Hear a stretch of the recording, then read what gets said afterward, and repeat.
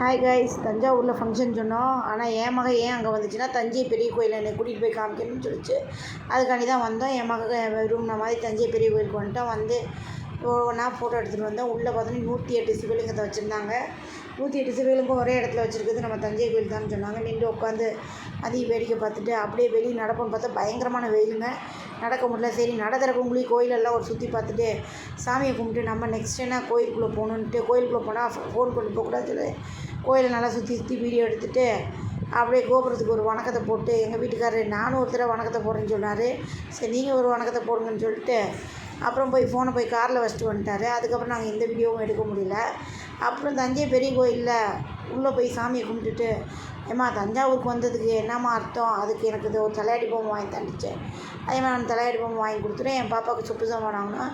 பாருங்கள், தஞ்சை பெரிய கோயிலில் வாங்கின தலையாடி பொம்மை. இதே மாதிரி தஞ்சாவூர் போன அனுபவம் இருந்தாலும், நீங்கள் தலையாடி பொம்மை வாங்கியிருந்தாலும், எங்கள் வீடியோ உங்களுக்கு பிடிச்சிருந்தா லைக் பண்ணுங்கள், ஷேர் பண்ணுங்கள், கமெண்ட் பண்ணுங்கள். எங்கள் வீடியோ உங்களுக்கு தொடர்ந்து வர்றதுக்கு எங்கள் வீடியோவை சப்ஸ்கிரைப் பண்ணுங்கள்.